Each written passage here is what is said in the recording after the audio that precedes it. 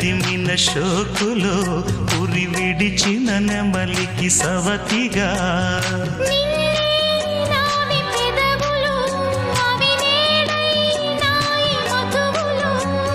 రెండు నాయి తనువులు అవిరే పౌవాలి మనువులు